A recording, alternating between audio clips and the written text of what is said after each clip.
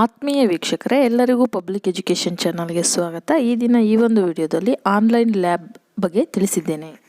Online ಲ್ಯಾಬನ್ನು ವಿದ್ಯಾರ್ಥಿಗಳು, ಶಿಕ್ಷಕರು ಹಾಗೂ ಪೋಷಕರು ಯಾವ ರೀತಿ ಬಳಸ್ಕೊಳ್ಬೇಕು ಅನ್ನೋದರ ಬಗ್ಗೆ ಸಂಪೂರ್ಣ ವಿವರ ಇಲ್ಲಿದೆ. NCERT, CBSE ಮತ್ತು ಸ್ಟೇಟ್ ಸಿಲೆಬಸ್ಗೆ ಸಂಬಂಧಪಟ್ಟ ಹಾಗೆ chemistry, physics, biology, maths, English ಈ ವಿಷಯಗಳಿಗೆ ಸಂಬಂಧಿಸಿದಂತೆ ಅನೇಕ ಚಿತ್ರಗಳು, ನೋಟ್ಸ್ ಮತ್ತು ಪ್ರಯೋಗಗಳು ಹಾಗೂ ಅನಿಮೇಟೆಡ್ ವಿಡಿಯೋಗಳಿಗಾಗಿ ಈ ಒಂದು ಆನ್ಲೈನ್ ಲ್ಯಾಬನ್ನು ಉಪಯೋಗಿಸಿಕೊಳ್ಳಿ. ನೀವೇನಾದರೂ ಇದೇ ಮೊದಲ ಬಾರಿಗೆ ಪಬ್ಲಿಕ್ ಎಜುಕೇಷನ್ ಚಾನಲನ್ನು ವೀಕ್ಷಿಸುತ್ತಿದ್ದಲ್ಲಿ ಪಬ್ಲಿಕ್ ಎಜುಕೇಷನ್ ಚಾನಲನ್ನು ಸಬ್ಸ್ಕ್ರೈಬ್ ಮಾಡಿಕೊಳ್ಳಿ. ನ್ಯೂ ಎಜುಕೇಷನಲ್ ಅಪ್ಡೇಟ್ಗಳಿಗಾಗಿ ಪಬ್ಲಿಕ್ ಎಜುಕೇಷನ್ ಚಾನಲನ್ನು ವೀಕ್ಷಿಸಿ.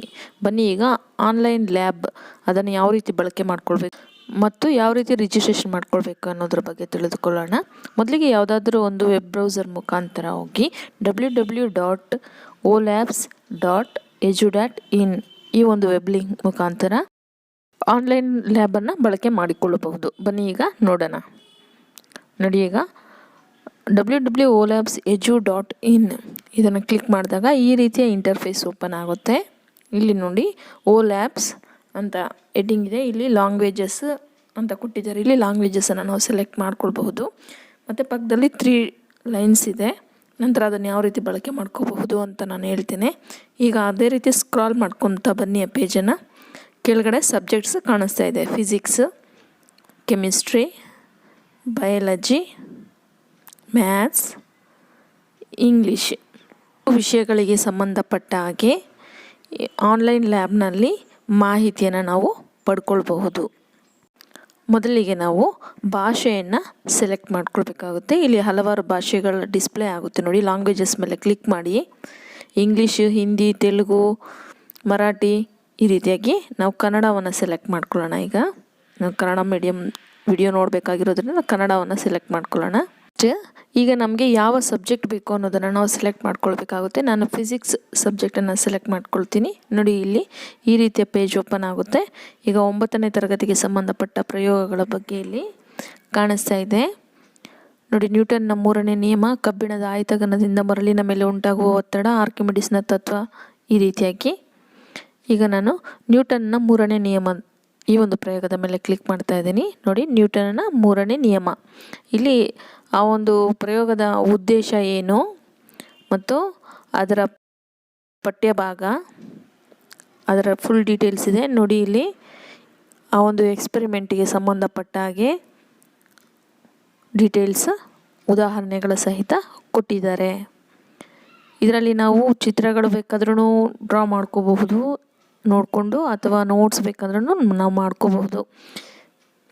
ಇದು ಟೀಚರ್ಸ್ಗೂ ಉಪಯೋಗ ಆಗುತ್ತೆ ಮತ್ತು ಸ್ಟೂಡೆಂಟ್ಸ್ಗೆ ಸಹ ಉಪಯೋಗ ಆಗುತ್ತೆ. ನಾವು ಇದೇ ವಿಷಯವನ್ನು ಇಂಗ್ಲೀಷ್ ಮೀಡಿಯಮ್ನಲ್ಲಿ ನೋಡಬೇಕಾದ್ರೆ ನೋಡಿ, ಲ್ಯಾಂಗ್ವೇಜಸಲ್ಲಿ ಇಂಗ್ಲೀಷ್ ಸೆಲೆಕ್ಟ್ ಮಾಡಿಕೊಂಡಾಗ ಇಂಗ್ಲೀಷ್ ಮಾಧ್ಯಮದಲ್ಲಿ ನೋಟ್ಸ್ ಎಲ್ಲ ನಮಗೆ ಸಿಗುತ್ತೆ. ನೋಡಿ, ನ್ಯೂಟನ್ ಥಿಯರಿ ಬಗ್ಗೆ ಕೊಟ್ಟಿದ್ದಾರೆ, ಆಬ್ಜೆಕ್ಟಿವ್ಸ್ ಮತ್ತು ಥಿಯರಿ ಬಗ್ಗೆ ಡೀಟೇಲ್ಸ್ ಎಲ್ಲ ಇಂಗ್ಲೀಷಲ್ಲಿನೇ ಡಿಸ್ಪ್ಲೇ ಆಗ್ತಾಯಿದೆ. ಅದೇ ರೀತಿ ಆ ಪಿಕ್ಚರ್ಸು, ಅದರ ಎಕ್ಸ್ಪ್ಲನೇಷನು ಮತ್ತು ಎಕ್ಸಾಂಪಲ್ಸು ಎಲ್ಲ ಸಹ ಇಂಗ್ಲೀಷಲ್ಲೇ ಸಿಗುತ್ತೆ. ನಮಗೆ ಯಾವ ಮೀಡಿಯಮ್ ಬೇಕೋ ಆ ಮೀಡಿಯಮನ್ನು ಸೆಲೆಕ್ಟ್ ಮಾಡಿಕೊಂಡು ನಾವು ವಿಡಿಯೋಸ್ ಆಗ್ಬೋದು, ನೋಟ್ಸ್ ಆಗ್ಬೋದು ಅಥವಾ ಚಿತ್ರಗಳನ್ನು ನಾವು ನೋಡ್ಕೊಳ್ಬಹುದು.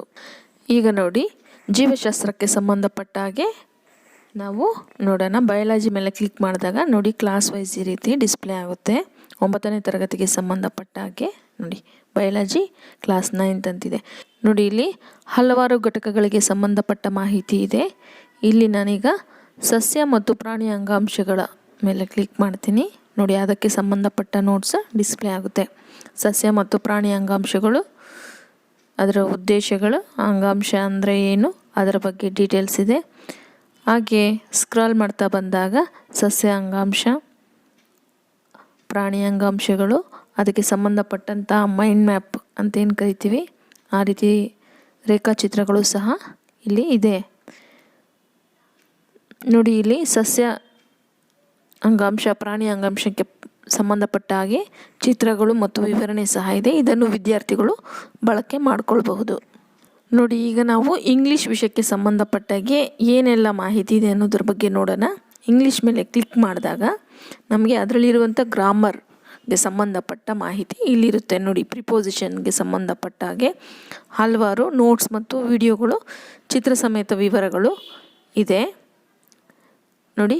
ಆಕ್ಟಿವ್ ವಾಯ್ಸ್, ಪ್ಯಾಸಿವ್ ವಾಯ್ಸ್ಗೆ ಸಂಬಂಧಪಟ್ಟ ಹಾಗೆ ಮತ್ತು ಟೆನ್ಸ್ಗೆ ಸಂಬಂಧಪಟ್ಟ ಹಾಗೆ ಹೀಗೆ ಗ್ರಾಮರ್ಗೆ ಸಂಬಂಧಪಟ್ಟ ಅಂಶಗಳನ್ನು ವಿವರವಾಗಿ ತಿಳಿಸಲಾಗಿದೆ. ಈಗ ಪ್ರಿಪೋಸಿಷನ್ಗೆ ಸಂಬಂಧಪಟ್ಟ ಮಾಹಿತಿ ಏನೆಲ್ಲ ಇದೆ ಎಂಬುದರ ಬಗ್ಗೆ ನೋಡೋಣ ಬನ್ನಿ. ಈಗ ಪ್ರಿಪೋಸಿಷನ್ ಮೇಲೆ ಕ್ಲಿಕ್ ಮಾಡೋಣ. ಈಗ ನೋಡಿ, ಲರ್ನಿಂಗ್ ಪ್ರಿಪೋಸಿಷನ್ ಆಫ್ ಲೊಕೇಶನ್ ಅಂತಿದೆ.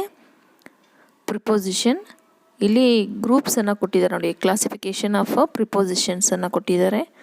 ಅದೇ ರೀತಿಯಾಗಿ ವಿತ್ ಎಕ್ಸಾಂಪಲ್ಸ್ ಮತ್ತು ಫುಲ್ ಡೀಟೇಲ್ ಕೊಟ್ಟಿದ್ದಾರೆ. ಅದಕ್ಕೆ ಸಂಬಂಧಪಟ್ಟ ಎಲ್ಲ ನೋಟ್ಸು, ಪಿಕ್ಟೋರಿಯಲ್ ಎಕ್ಸಾಂಪಲ್ಸ್ ಸಹ ಕೊಟ್ಟಿದ್ದಾರೆ. ಇದನ್ನು ನೋಡಿ ನಾವು ಗ್ರಾಮರ್ ನೋಟ್ಸ್ ಮಾಡ್ಕೋಬೋದು. ಕೇವಲ ನೋಟ್ಸ್ ಮಾಡ್ಕೊಳ್ಳೋದು ಅಷ್ಟೇ ಅಲ್ಲದೆ ವಾಯ್ಸ್ ವಿತ್ ಎಕ್ಸ್ಪ್ಲನೇಷನ್, ಅನಿಮೇಟೆಡ್ ವಿಡಿಯೋಸನ್ನು ಸಹ ನಾವು ಒಂದು ಆನ್ಲೈನ್ ಲ್ಯಾಬ್ಗಳಲ್ಲಿ ನೋಡ್ಬೋದು. ಅದನ್ನು ನೋಡುವ ಮೊದಲು ನಾವು ರಿಜಿಸ್ಟ್ರೇಷನ್ ಮಾಡ್ಕೊಳ್ಬೇಕಾಗುತ್ತೆ. ಇಲ್ಲಿ ನೋಡಿ, ಲ್ಯಾಂಗ್ವೇಜಸ್ ಪಕ್ಕ 3 ಲೈನ್ಸ್ ಇರೋದ್ರ ಮೇಲೆ ನಾವು ಕ್ಲಿಕ್ ಮಾಡಬೇಕು. ಈಗ ಹೋಮ್ನಲ್ಲಿ ಹಲವಾರು ಆಪ್ಷನ್ಸ್ಗಳನ್ನು ಕೊಟ್ಟಿದ್ದಾರೆ. ಇಲ್ಲಿ ನೋಂದಣಿ ಅಂತಿದೆ, ಅದ್ರ ಮೇಲೆ ನಾವು ಕ್ಲಿಕ್ ಮಾಡಬೇಕು. ಆಗ ನೋಡಿ, ಇಲ್ಲಿ 3 ಆಪ್ಷನ್ಸ್ ಇದೆ. For teachers, for students, for schools ಅಂತ. ನಿಮಗೆ ಯಾವುದು ಅಪ್ಲೈ ಆಗುತ್ತೋ ಅದನ್ನು ನೀವು ಕ್ಲಿಕ್ ಮಾಡಬೇಕು. ಈಗ ನಾನು ಟೀಚರ್ ಅಂತೇಳಿ ಕ್ಲಿಕ್ ಮಾಡ್ತಾ ಇದ್ದೀನಿ ನೋಡಿ. ಟೀಚರ್ ಕ್ಲಿಕ್ ಮಾಡಿದಾಗ ಈ ರೀತಿಯಾಗಿ ಪೇಜ್ ಓಪನ್ ಆಗುತ್ತೆ. ಫಾರ್ ಟೀಚರ್ಸ್ ಅಂತೇಳಿ ಇಲ್ಲಿ ನೀವು ಟೀಚರ್ ಆಗಿ ಯಾವ ರೀತಿ ಆನ್ಲೈನ್ ಲ್ಯಾಬನ್ನು ಬಳಸ್ಕೊಳ್ಬಹುದು ಅನ್ನೋದರ ಬಗ್ಗೆ ಎಕ್ಸ್ಪ್ಲನೇಷನ್ ಕೊಟ್ಟಿದ್ದಾರೆ. ನೀವು ಡೀಟೇಲ್ ಆಗಿ ಓದ್ಕೊಳ್ಳಿ. ನಂತರ ಆ ಪೇಜನ್ನು ಸ್ಕ್ರಾಲ್ ಮಾಡಿದಾಗ ಕೆಳಗಡೆ ಒಂದು ಆಪ್ಷನ್ ಕೊಟ್ಟಿದ್ದಾರೆ ನೋಡಿ. ಇಲ್ಲಿ click here to know how to register ಅಂತ, ಇದ್ರ ಮೇಲೆ ಕ್ಲಿಕ್ ಮಾಡಿ. ಇದ್ರ ಮೇಲೆ ಕ್ಲಿಕ್ ಮಾಡಿದಾಗ how to register, about the registration process ಅಂತ. ರಿಜಿಸ್ಟ್ರೇಷನ್ ಪ್ರೋಸೆಸ್ ಆಗೋದಕ್ಕೆ ಯಾವ್ಯಾವ ಸ್ಟೆಪ್ಸನ್ನು ಫಾಲೋ ಮಾಡಬೇಕು ಅಂತ ಡೀಟೇಲ್ಸ್ ಕೊಟ್ಟಿದ್ದಾರೆ. ಅದನ್ನು ಸಹ ನೀವು ಓದ್ಕೊಂಡು ಆ ಪೇಜನ್ನು ಸ್ಕ್ರಾಲ್ ಮಾಡಿ ಕೆಳಗಡೆ ನೋಡಿ ಬ್ಲೂ ಕಲರಲ್ಲಿ ಕಾಣಿಸ್ತದೆ, ಕ್ಲಿಕ್ ಹಿಯರ್ ಟು ರಿಜಿಸ್ಟರ್ ಅಂತ. ಅದ್ರ ಮೇಲೆ ಕ್ಲಿಕ್ ಮಾಡಿ. ಈಗ ರಿಜಿಸ್ಟ್ರೇಷನ್ ಫಾರ್ಮು ಓಪನ್ ಆಗಿದೆ ನೋಡಿ. ಇಲ್ಲಿ ಎಂಟರ್ ಯುವರ್ ಡೀಟೇಲ್ಸ್ ಅಂತ ಕೊಟ್ಟಿದ್ದಾರೆ.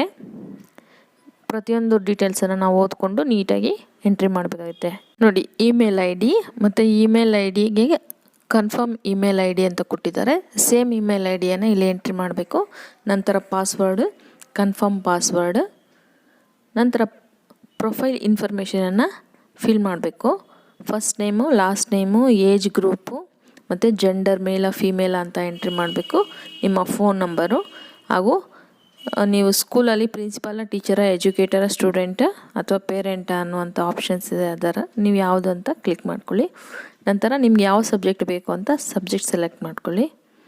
ನಂತರ ಕಂಟ್ರಿ ಮತ್ತು ಸ್ಟೇಟನ್ನು ಸೆಲೆಕ್ಟ್ ಮಾಡ್ಕೊಳ್ಬೇಕು. ಇದಾದ ನಂತರ ಕೆಳಗಡೆ ರಿಜಿಸ್ಟರ್ ಅಂತ ಆಪ್ಷನ್ ಕೊಟ್ಟಿದ್ದಾರೆ. ಅದ್ರ ಮೇಲೆ ಕ್ಲಿಕ್ ಮಾಡಿದ್ರೆ ಒಂದು ಇಮೇಲ್ ಐ ಡಿಯಿಂದ ಒಂದು ಸಲ ಮಾತ್ರನೇ ರಿಜಿಸ್ಟರ್ ಆಗೋದಕ್ಕೆ ಸಾಧ್ಯ ಆಗುತ್ತೆ. ನಾನು ಈಗಾಗಲೇ ರಿಜಿಸ್ಟ್ರೇಷನ್ ಮಾಡ್ಕೊಂಡಿದ್ದೇನೆ, ಹಾಗಾಗಿ ಈ ಒಂದು ವಿಡಿಯೋದಲ್ಲಿ ಅದರ ಬಗ್ಗೆ ಮಾಹಿತಿ ತಿಳಿಸಿಲ್ಲ. ಅದಕ್ಕೆ ಸಂಬಂಧಪಟ್ಟ ಹಾಗೆ ಸಪ್ರೇಟ್ ವಿಡಿಯೋ ಮಾಡಿದ್ದೇನೆ. ಅದು ಅವಶ್ಯಕತೆ ಇರೋರು ಆ ವಿಡಿಯೋವನ್ನು ಸಹ ವಾಚ್ ಮಾಡಿ. ಈ ವಿಡಿಯೋದಲ್ಲಿ ತಿಳಿಸಿರುವಂಥ ಮಾಹಿತಿ ನಿಮಗೆ ಉಪಯುಕ್ತವಾಗಿದೆ ಎಂದು ನಾನು ಭಾವಿಸುತ್ತೇನೆ. ಧನ್ಯವಾದಗಳು.